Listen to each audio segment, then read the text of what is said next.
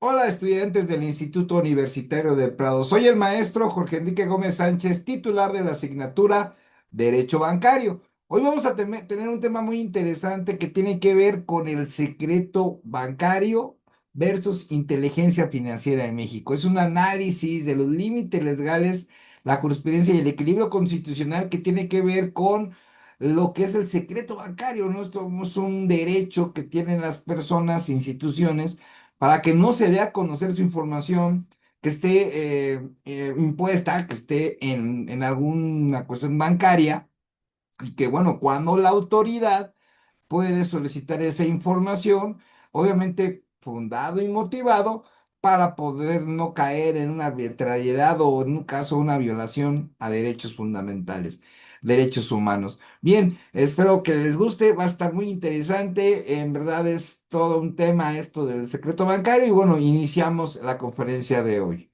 Muy bien, bueno, tenemos esta tensión, que es una tensión fundamental que tenemos lo que es la privacidad de las personas, de las instituciones, sean de gobierno, sean instituciones privadas, en este caso las empresas, y la seguridad, ¿no? Que esa es la atención, digamos, privacidad versus seguridad. Bueno, tenemos a lo que es la persona individuo, lo que es una persona que puede ser física o una persona moral y que bueno, que esta tiene un interés jurídico, toda vez que bueno, tiene una protección a la privacidad y confidencialidad financiera. Esto es que no esté en manos de todos su información de datos personales, sea persona física, sea persona moral, datos personales y además los datos financieros. Esto es cuánto tiene su cuenta bancaria, a quién le paga, de quién le deposita y bueno, todo eso, pues obviamente como es privado y así lo manifiestan las instituciones bancarias.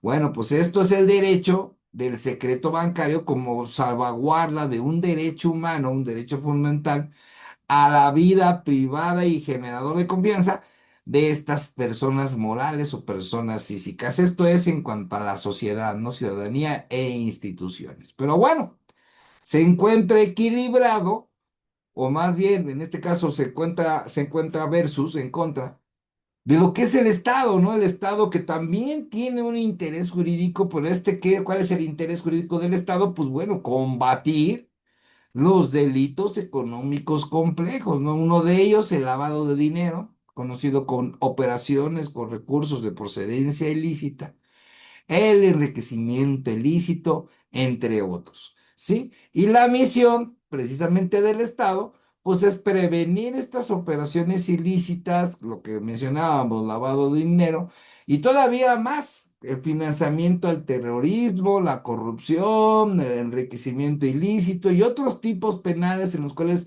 el Estado tiene que intervenir para su investigación, para su persecución, ¿sí? Entonces, ¿lo va a estar motivado y fundado? Sí, motivado, relacionado con los hechos, por ejemplo, en una investigación, y también fundado en diversos ordenamientos legales que establece estas restricciones que puede hacer el Estado a la confidencialidad de los datos bancarios y datos personales para poder llevar a cabo esta investigación, ¿sí? El reto del derecho moderno, pues, es armonizar ambos intereses mediante normas claras y controles judiciales efectivos de los cuales haremos mención más adelante. ¿Ok? Muy bien. Bueno, el secreto bancario, ahí está la ley de instituciones de crédito, que bueno, ¿qué protege? Esta ley protege que carácter estrictamente confidencial de la información relativa a las operaciones, depósitos y servicios financieros. Así lo establece la ley, que es de carácter confidencial. También, bueno, pues están los clientes y financieros banqueros, los datos patrimoniales, económicos y sobre todo de los clientes bancarios, evitando así una divulgación arbitraria, o sea, que no lo permita, por ejemplo, el cliente, ¿sí? O sea, en este caso, o la persona o la institución, ¿sí? La información únicamente puede proporcionarse al titular de la cuenta, ¿sí? A sus representantes legales o a quien autorizó. Eso se queda ahí en lo que es la institución bancaria, en los cuales se estipula, bueno, esos tienen acceso y se acabó, ¿no? Entonces, hasta ahí queda. lo que es el secreto bancario y lo estipula la ley de instituciones de crédito. ¿Ok? Muy bien. Ahora, ¿cómo está esta restricción? Bueno, está el secreto bancario y tiene una esfera privada y bueno, la Suprema Corte ha establecido que cualquier intervención del Estado en la información financiera debe exigir tres condiciones y los vamos a comentar de manera general, ¿eh? Porque todavía hay muchísimos temas. Hay, por ejemplo, una cuestión de extracción, que sigue un modelo para poder restringir.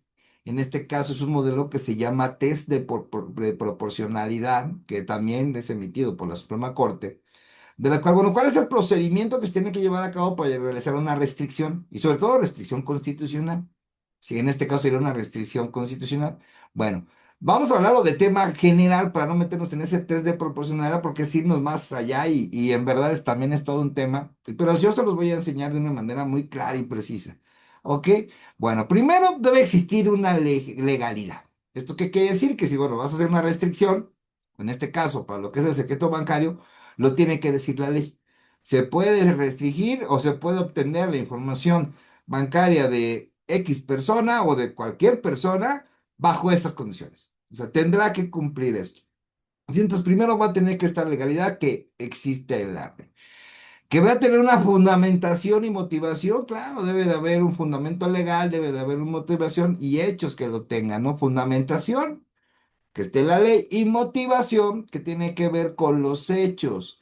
Va a tener el Estado que revisar los hechos para poder iniciar desde ahí, para poder solicitar esa información, de esa información bancaria de una determinada persona física o moral, ¿sí? Bueno, ¿qué artículos? Tenemos el sexto constitucional, protección de datos personales, el 16 constitucional, que nos habla del derecho a la vida privada, y bueno, son derechos fundamentales que están involucrados, derechos humanos, en lo que es el secreto bancario. Pero sí se puede restringir, bueno, en este caso, no tanto restringir, sino conocer, ¿sí? Porque restringir sería como que quitarle la cuenta, que ya no puedas utilizar la cuenta, que también se puede. ¿Sí? También la ley establece cuándo se puede congelar una cuenta bancaria.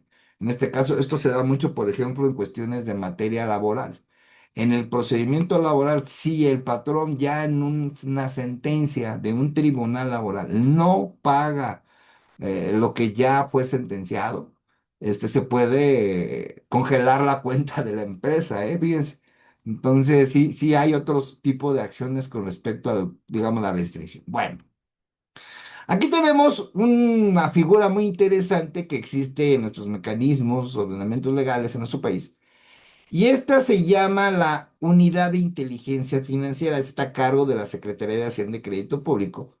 Y que bueno, es dentro del sistema financiero hay reportes bancarios, ¿sí? Y operaciones sospechosas. Esto quiere decir, de la noche a la mañana una persona no le pueden hacer un depósito de 1 millón de pesos, por ejemplo, ¿sí? Entonces mandan esa alerta. O sea, aquí hay un usuario de tal banco que le depositaron 1 millón de pesos y y le mandan eso, o sea, sin avisarle de la cuenta, ¿eh? Entonces, la unidad de inteligencia financiera, pues tiene sus propios ordenamientos legales y hace el análisis, hace una investigación, eso es una realidad, en lo que respecta a lavado de dinero, operaciones con recursos de procedencia ilícita, contra financiamiento al terrorismo y también corrupción. ¿Cuál es la finalidad de la Autoridad de Inteligencia Financiera? Pues busca detectar, prevenir y combatir las operaciones ilícitas. Entonces, hasta ese momento que mandan ese reporte, hasta ese momento no se conoce nada. Si no se tiene el dato que tal persona con tal nombre, con tal información y con el número de cuenta tal, le depositaron 1 millón de pesos. Y y lo ya, mandan llamar y todo, ¿eh? O sea, no creen ustedes que ahí queda, no, mandan a llamar a la persona, la citan, la abren hasta una carpeta de investigación para decir, bueno, ¿quién te depositó 1 millón de pesos? O sea, tú tienes que, en el sistema financiero todo queda huella, todo, a nivel nacional y a nivel internacional, ¿eh? Aquí sí no hay de que, ay, deposítale 10 millones, ni cuenta se van a dar, no, sí se dan cuenta y te mandan llamar, ¿eh? Entonces, ya hoy en día hacer depósitos de grandes cantidades de dinero no es tan fácil. Además, el banco también lo reporta. O sea, no crean ustedes que nada más lo detecta la UIF, sino también se reporta estas operaciones inusuales. Que decir, bueno, hay una relación comercial, pues no hay tema. Es una empresa que vende un producto, la otra empresa le compra ese producto y obviamente al momento que realicen la investigación se van a dar cuenta que son dos empresas que no solamente tienen esa operación, sino tienen cientos de operaciones en el mes o en el año. Ah, bueno, ahí queda acreditado que tienen una relación comercial, que están pagando impuestos, que son empresas que sí existen, entonces ahí no va a haber ninguna investigación, ahí no va a quedar en nada. Pero por ejemplo, una persona que una cuenta apenas la abrió, tiene 2 meses, no le habían depositado nada, o le depositaban 1,000 pesos, 500 pesos, dices, bueno, pero de repente, de la noche a la mañana, le cae, ¿no? Y lo primerito que investigan es a la persona. A ver, esta persona tiene RFC, ¿no? Pues que sí, ok, a ver, ¿a qué se dedica? Híjole, ¿qué crees? El SAT nos acaba de decir que esta persona jamás ha pagado impuestos. O sea, que no tiene una empresa, no tiene una profesión, no ha facturado. Entonces, ¿quién le depositó 1 millón? Y empiezan a rastrear ahora a la otra cuenta. Porque obviamente que en un depósito no participo en la cuenta, participan dos. Una que recibe y otra que da. Entonces van a investigar la otra cuenta, una de quién es, y así empiezan. Y de que le encuentran, ¿eh? Eso no tiene gran ciencia, pero hoy en día toda operación bancaria a nivel nacional y a nivel internacional, toda, hasta los sitios para paraísos fiscales, que yo no sé por qué les llaman así, porque yo no le veo nada de paraíso ni nada de fiscal. Porque pues ahí salen a nivel internacional. Se fue a la cuenta a la Bahamas, pues sí, ahí salen. Ahora la pregunta es, ¿por qué mandaron ese dinero a Bahamas, por ejemplo? Que ahí es donde empieza el show. Sí, porque nada más se me ocurrió, porque pues, a ver, ¿por qué no lo pusiste en Estados Unidos, o en Costa Rica, o en Perú, no sé? Pero ¿por qué ahí? ¿No? Y bueno, ¿y cuál era la finalidad de meterlo ahí? ¿Sí? Ya con eso de que paraíso fiscal, y bueno, yo no entiendo eso. De todos modos, se dan cuenta los estados, ¿no? Entonces, es importante esto que lo tenga, que es porque se abre la información de los usuarios bancarios. Por esto, porque está en la ley. Y aparte se fundamenta y motiva. Por ejemplo, la UIF va a decir, bueno, a ver, juez, necesito esta información de esta cuenta. El juez le va a decir, a ver, ¿por qué? Ah, mira, lo que resulta es que esta persona se hizo un depósito. No sabemos quiénes son, pero se tiene que investigar. Porque si una persona que no le depositaban 1 millón de pesos, entonces el juez decía, ah, sí, pues aquí está la orden. Si se acepta la orden, y te lo vamos a ver. Bien. Excepciones de la regla, bueno, todas las autoridades deben actuar estrictamente dentro del marco de sus atribuciones. Obviamente debe de existir un marco legal para poder obtener información bancaria, ¿sí? ¿Quiénes tienen esta facultad? Por ejemplo, las autoridades judiciales, los jueces. Los jueces y tribunales en el ejercicio de sus funciones pueden solicitar información, son facultados para ello y la ley lo permite. Obviamente no es pedir por pedir. El juez antes de solicitar esa información a la Comisión Nacional Bancaria debe estar sujeto a algo. Yo les voy a poner un ejemplo. Tenemos un divorcio incausado. Entonces, en el divorcio incausado se tiene que acreditar quién era encargado de sostener los gastos familiares y quién se dedicaba al hogar y al cuidado de los hijos. Entonces, hay una relación de quién tiene más poder económico, ¿no? Quién tuvo forma de crecer sus riquezas y quién no. Bueno, cuando existe esa desigualdad y se disuelve el vínculo matrimonial, hay que dividir los bienes a la mitad. Te hayas casado bajo bienes mancomunados o bajo bienes separados, eso ya sale sobrando, ¿eh? Si la persona se dedicó al hogar y al cuidado de los hijos y a las tareas de dirección administrativas del hogar, le corresponde la mitad de los bienes. Estés casado bajo bienes mancomunados o bajo bienes separados, eso sale sobrando, ¿sí? Así se las platico. Bueno, entonces el juez de lo familiar va a tener que solicitar esa información tanto al SAT como a la Comisión Nacional Bancaria y decir, a ver, de esta persona me vas a decir durante el periodo del matrimonio cuánto dinero registró. Entonces muchos dirán, ah, es que es el secreto bancario, ¿cómo van a pedir? No pueden, son mis datos, por ejemplo, la persona, ¿no? En este caso a lo mejor es hombre, la persona este es el papá. ¿Por qué vas a aplicar un proceso? Eso es ilegal. No, no, espérame, esto no es ilegal. Tiene un fundamento. ¿Por qué? Porque hay un procedimiento de disolución de un vínculo matrimonial Y para que el juez pueda decidir esa división de bienes en favor de la persona que tiene menos capacidad económica, de la persona que se dedicó al hogar, como en este caso una mujer, y aparte que es categoría sospechosa, que es por ser mujer, porque fue una parte que fue discriminada muchos años, pues le corresponde ese derecho. Entonces, aquí se contrapone, por ejemplo, el derecho que tiene la mujer por haber sido ama de casa, haber sido encargada del hogar, ese derecho que tiene esa proporción de esos bienes, ese derecho para su desarrollo, o ese derecho que ganó, que es de ese trabajo que es escondido, ¿no? Que no es visto en la sociedad, que lo ven común, y lo cual no, eso es un trabajo. Es un trabajo y está ya bien declarado en la Suprema Corte de Justicia de la Nación que existe recuperar ese derecho a la persona que se dedicó al hogar. Entonces, está ese derecho y está el derecho del secreto bancario. Entonces, al comprometerse esos dos, esa tensión existir, pues obviamente el juez le va a dar el derecho a la mujer, ¿sí? Así de simple, por simple hecho de ser mujer, ¿no? Porque vivió discriminada, porque no tuvo la oportunidad de generar recursos económicos o tan siquiera tuvo la oportunidad de estudiar, ¿no? De poder ejercer algo dentro de su carrera, entonces, o de alguna carrera. Entonces, esa es la parte de que cómo se motiva, cómo se fundamenta el poder obtener la información de un usuario bancario. Y bueno, y también tenemos lo que son las autoridades fiscales, que es para la verificación estricta del cumplimiento tributario.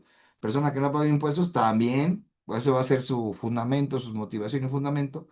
Y también lo que corresponde a las autoridades hacendarias, que esto lo incluye la unidad de inteligencia financiera, para sus labores de investigación, para el lavado de dinero, financiamiento al terrorismo, lo que ya mencionamos con anterioridad. Y bueno, este rol de instituciones de crédito, que son sujetos obligados, el sistema financiero tiene mecanismos de vigilancia preventiva frente a esos delitos, ¿no? Por ejemplo, tiene la identificación, implementación de políticas de conocimiento del cliente y conservación del sistema de los registros.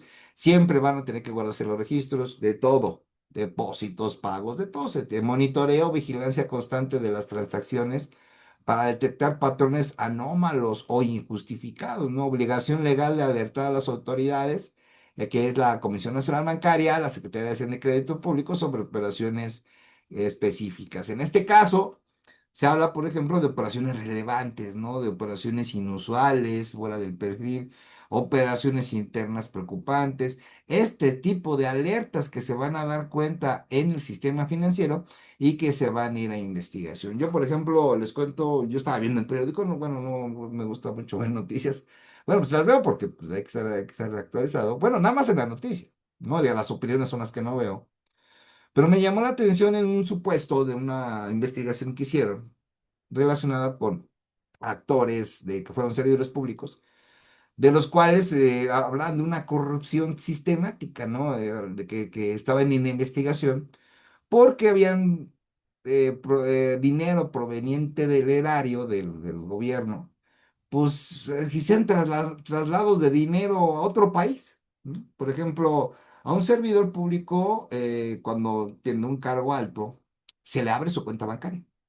Entonces, en esa cuenta, el gobierno de la cuenta bancaria dice, a ver, tú que eres secretario de X, ¿no?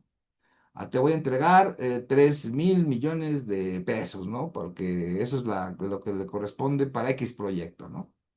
Entonces, recibe el servidor público ese dinero. O sea, en su propia cuenta, una cuenta que se crea bancaria o de la institución en la cual él está autorizado.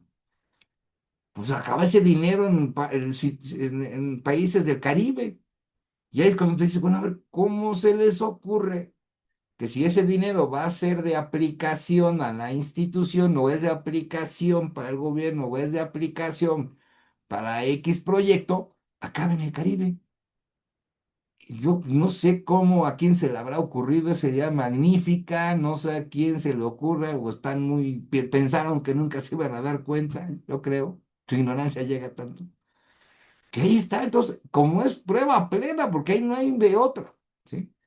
Son operaciones que están en el sistema financiero y contra ellas no las puedes, o sea, tú no puedes decir, por ejemplo, en una investigación penal, que yo no hice ese traslado de cuenta, no lo puedes decir. porque es una cuenta que está a tu nombre, tiene tu información, tú eres el facultado, tú debes de tener conocimiento de eso, pues obviamente te van a abrir una carpeta de investigación por corrupción. No hay más. Y eso no, eso es directito sentencia condenatoria, ¿eh? Ni crean que se van a salvar. Sí, pero a mí lo que me llama la atención, por ejemplo, y me puso a pensar, es decir, bueno, ¿quién se le ocurre hacer un traslado de dinero proveniente de un gobierno a otro país? O sea, pues si ese dinero era para que se aplicara a la institución, para proyectos para la sociedad, no para que lo mandes al Caribe. Pues de ese tamaño se están haciendo esas corrupciones que se hicieron en sexenios pasados, nada más para que se den una idea. Bien, el debate jurídico, los límites del acceso ministerial, bueno, aquí hay un detalle, por ejemplo, el Ministerio Público eh, ¿puede el Ministerio Público obtener información bancaria para una investigación penal sin control judicial? Esa sería una pregunta. Y bueno, el acceso indiscriminatorio constituye una intromisión arbitraria en la privación del individuo. Entonces, hoy en día, el Ministerio Público le van a negar esa información. Si el Ministerio Público agarra y lo pide, quiero que me des, Comisión Nacional Bancaria, información de ese sujeto con esta CURP, qué cuentas tiene, cuánto dinero tenía, qué movimientos hizo, a quién depositó eso, la Comisión Nacional va a decir que no. La va a decir que no porque, ¿qué creen? Para obtener la información bancaria tiene que ser por vía de una autoridad judicial. Esto es un juez, ¿sí? La solución constitucional dice que exige ineludible un control constitucional judicial previo. Entonces, es de importancia que conozcan que para que en una investigación sea cualquier autoridad, quiera información bancaria, va a tener primero que asistir con un juez y decirle al juez, le va a tener que motivar y fundar por qué necesitas esa información y el juez determinará si te da o no la solicitud. Si la intervención estatal en la esfera financiera debe sujetarse al escrutinio de un juez para garantizar derechos fundamentales. Y el juez es aquí donde va a hacer este test de proporcionalidad que yo les digo, ¿no? Va a tener que hacer varios pasos para determinar si se cuenta con la finalidad, si no existe otro tipo de medida que pueda hacerlo mejor sin que sea menos gravable, o sea, menos problemático para la persona que es de la información y que tenga una finalidad que sea un fin constitucional. En este caso, todo fin de investigación, por ejemplo, penal, cuando hay corrupción, cuando hay delincuencia organizada, financiamiento del terrorismo, está fundamentado. Está ahí fundamentado y con los hechos, ¿no? Ahí no hay ningún problema, el juez va a decir sí. A ver, se ordena en la Comisión Nacional Bancaria, el juez cuarto de lo penal, por ejemplo, juez de control de lo penal. Solicito la información de tales personas con tales CURPS, que de tal año a tal año, de todas las cuentas bancarias y la información contenida en estas cuentas bancarias, los depósitos y todo. Y eso es en un caso de información, porque también se puede pedir, ya les comentaba que se puede pedir congelarla. Yo de mi punto de vista, por ejemplo, por el hecho de que una persona te marque y te pide que te deposite, o sea, las extorsiones telefónicas, ¿no? O las amenazas, que somos de tal cártel y si no me depositas, ya sé dónde vives y que no sé qué, deposítame ese número de cuentas. Si esa persona denuncia, debe de haber una traslación inmediata de ese número de cuenta para congelarla de una vez. Pero así a la voz de ya, ¿sí? Debe de haber esa parte automática.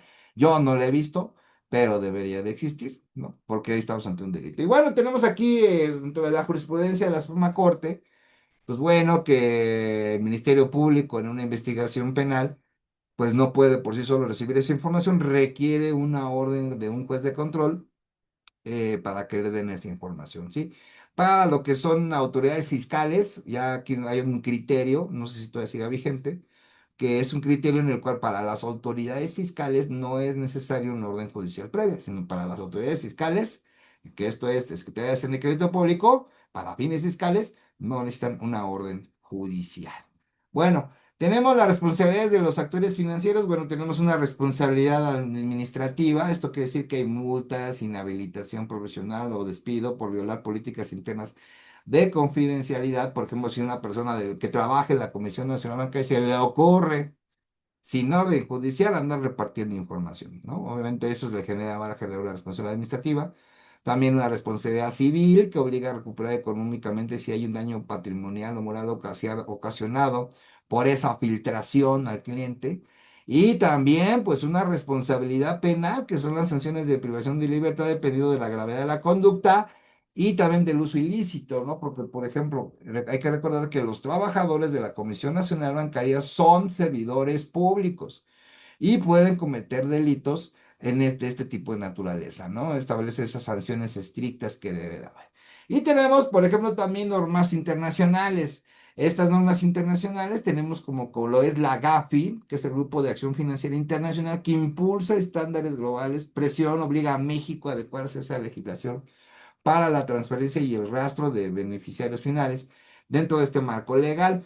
Existe ya la banca digital, también los desafíos financieros, hay muchos problemas ahorita, por ejemplo, con el asunto del trasiego de cooperaciones bancarias tipo digital, y bueno, pues también es un desafío para las investigaciones. Y bueno, también tenemos el equilibrio de lo que es el sistema armonizado.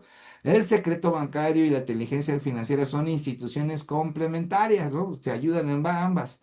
No son excluyentes cuando existe un diseño institucional correcto. Bueno, son normas claras, define exactamente la ley sobre qué cosa es el secreto bancario, qué es la inteligencia financiera, bueno, cuál es cuando sí se obtiene la información, los controles judiciales efectivos, que estos frenos para evitar una intromisión arbitraria, sino que debe estar bien motivado y fundado el por qué se va a abrir esa información de un determinado cliente financiero, un cliente de un banco, y también debe de haber pues, una supervisión respetuosa a los mecanismos que protegen los derechos humanos. Y bueno, en esta infografía tenemos esa secreto bancario, la protección del cliente, la inteligencia financiera, que es la vigilancia del Estado encargado para poder investigar los reportes de operaciones inusuales, ¿no? Que son para la persecución de delitos financieros, delitos de operaciones con recursos de procedencia ilícita, lo que conocemos como lavado de dinero,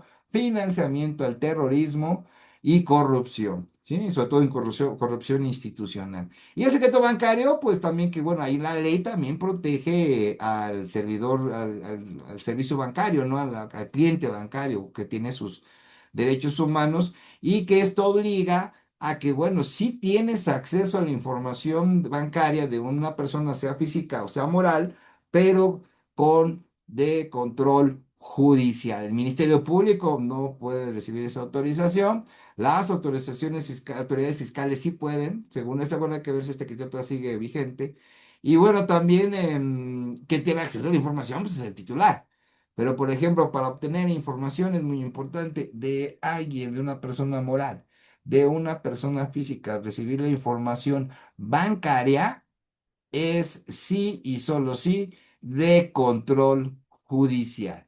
Bien, pues bueno, espero que les haya gustado. Muchísimas gracias por estar aquí acompañándome en estos pequeños minutos con ustedes en esta conferencia de Derecho Bancario. Soy el maestro Jorge Enrique Gómez Sánchez y nos veremos hasta la próxima. Muchas gracias.